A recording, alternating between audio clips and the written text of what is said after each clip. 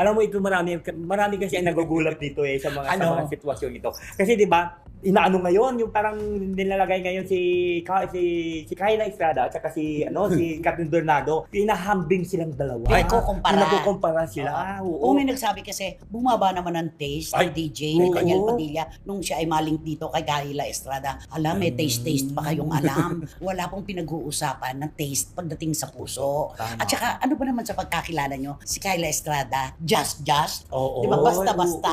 Oo. Matalino. Magaling umarte, matalino. At karapat dapat lang mahalin, di ba?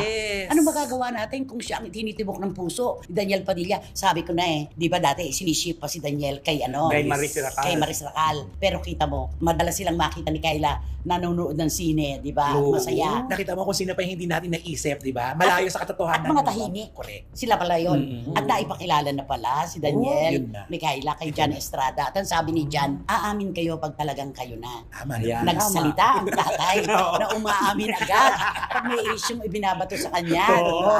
At si Carla, kumusta na si Carla? Ayan, okay naman siya. Oh, so, siyempre, alam may mo mga naman, pagbabago. siyempre, siguro namumblema rin siya ngayon. Dahil? Ay kasi siyempre, nag-step down na yung niya Oo, yung kanyang- kinulungan niya noon. Oo. Nag-step down na. Hindi kaya siya mag-step down. Sa mababang kapulungan. Oo. Paano yung bahay?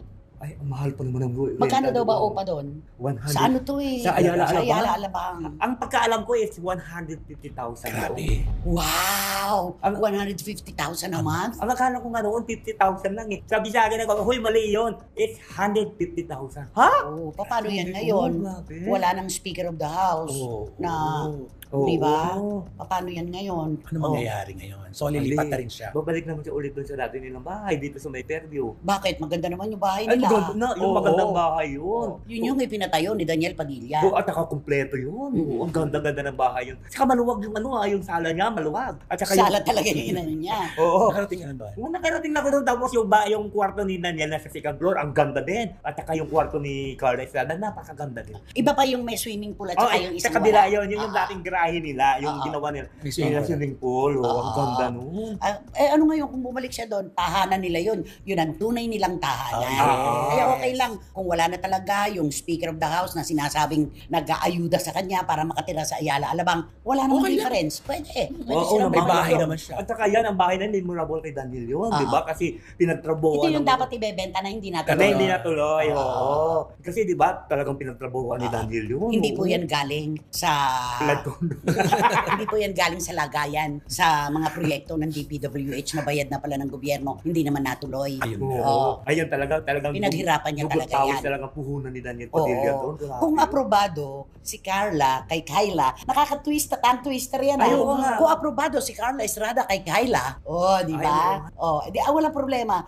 At si John naman para kay Daniel.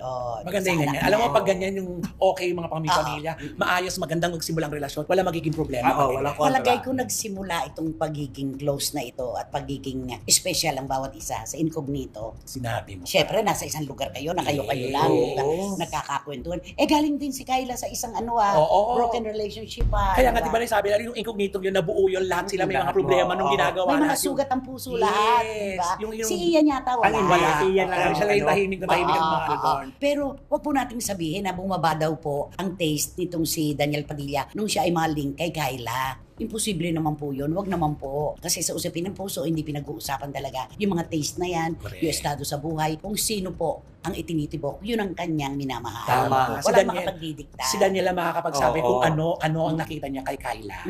Kasi di ba, pag mahal mo isang tao, kahit sino man siya, kahit man siya galing, pagkamahal mo talaga ipaglalaban mo yun. Bakit ba may mga anak ng milyonaryo na nanirahan sa depressed area dahil minahal niya yung galing sa ganong buhay? Correct. Nagtiis yung mag-asawa, talagang nagdidildil ng asin hanggang sa naintindihan ng mga magulang ng babae, kunin na natin siya, tulungan natin sila. Dapat yan. Ganun talaga dapat. Dapat tinuunawa kapag puso na ang nagdesisyon, walang mali. No? Totoo. Pero may mali din, kapag ang puso ay Ay, oo. pinairal. Pinairal ko minsan, di ba? Oo. Kasi di ba, pagka ang puso mong pinairal, di ba, talikuran mong lahat, di ba? Yung parang mga ganyan. Oo. Hindi lang yun. Kung siya ay meron ng karelasyon. Oo. Yun ang pinakamahirap. Oo. Mahirap Pero yun. ito parehong libre. Kaya- Daniel at Kyla Estrada, di ba? Ang cute Oo. naman. Isipin mo, no? Yung nanay pala, si Carla Estrada, ang anak pala niya, mauwing girlfriend, Kyla Estrada naman. Ah. No? Pinagsipin mo. Oo, napakadikit, Oo. no?